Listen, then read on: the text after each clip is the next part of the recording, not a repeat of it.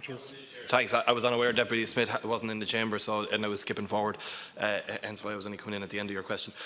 Minister, the estimated impact of Brexit on the movement of horses and the equine industry in general is a huge source of concern, and I raise this question to see what protections can be provided to the industry. As you know, the tripartite agreement, along with Ireland, the UK and France, allows for the movement and trade of horses between countries without undergoing veterinary inspections or the need for health certificates. This potentially will be greatly challenged by a no-deal Brexit and any contingencies. Thank you, Deputy, and I appreciate your ongoing interest in this issue. Ireland has a strong reputation for the quality of its horses and the quality of its horsemanship. The current European Union rules on the movement of horses between EU member states require that animals being moved are inspected by an official veterinarian and accompanied by a veterinary health certificate issued under the EU traces system, and a horse passport issued by an approved horse passport issuing body. However, these rules also allow member states which have implemented alternative but equivalent health control systems in their respective territories to grant one another derogations from the standard movement rules. The derogation provided for under community rules on the movement of horses is applicable to movements between European Union member states only. It is not inclusive of movements between European Union and third countries. Currently, Ireland is part of a tripartite agreement, along with the United Kingdom and France, which allows for the movement and trade of horses between the three countries without undergoing veterinary inspections and without health certificates. As the tripartite arrangement is based on EU legislation on the movement of horses within the European Union, the United Kingdom cannot be part of the agreement once it becomes a third country.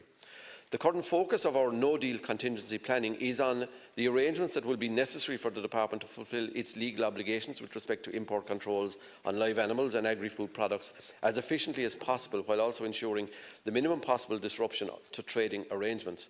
As part of this planning, we are upgrading existing border inspection posts and developing additional border inspection posts to cater for the increased volume of inspections necessary, including in respect of equines being imported from the United Kingdom, and making arrangements to facilitate the certification of horses to the United Kingdom as necessary. Minister, for his response, and obviously, as you outlined, the concern here is when the UK moves to being a third country and the impact it has on that, whether that's in a no deal or in a more managed way.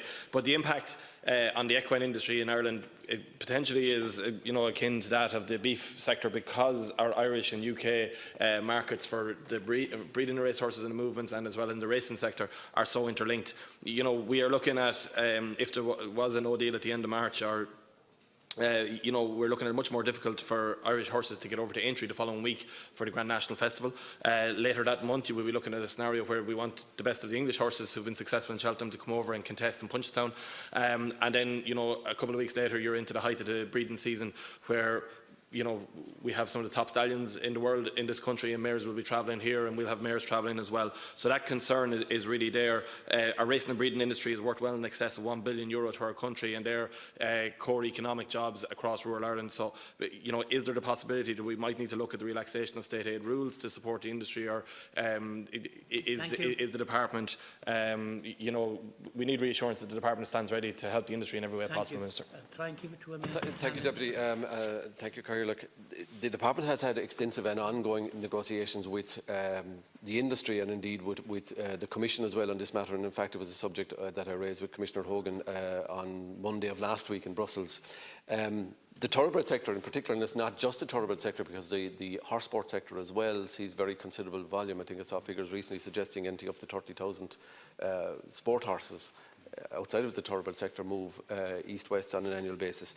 So we're very, with regard to the thoroughbred sector, it's complicated by the virtue of the fact that there's an all-island administration of racing through the Turf Club. For the thoroughbred sector, there's an all-island stud book, etc. So it's complex. We are looking at ways to facilitate. It will have some additional administrative obligations. We're trying to make it as simple as possible to make sure that the movement can continue, because that is critical to the industry here, and I'm very conscious that it is a highly mobile industry as well, and that anything that's perceived as an impediment could work to our disadvantage if it's not resolved.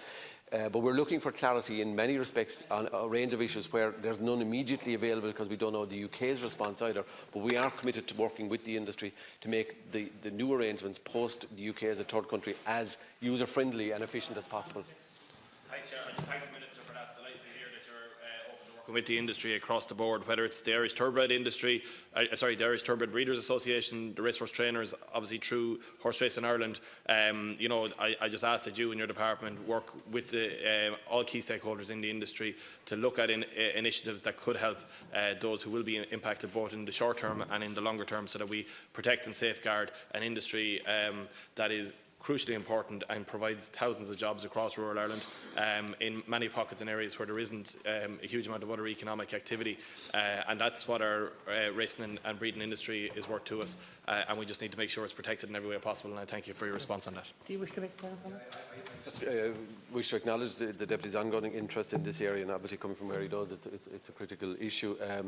We've had extensive engagement. It's one of the issues that we are very aware of and across all the detail of. It will involve change to the current arrangements, but we are endeavouring to make those as user-friendly and efficient as possible. Thank you very much. Now,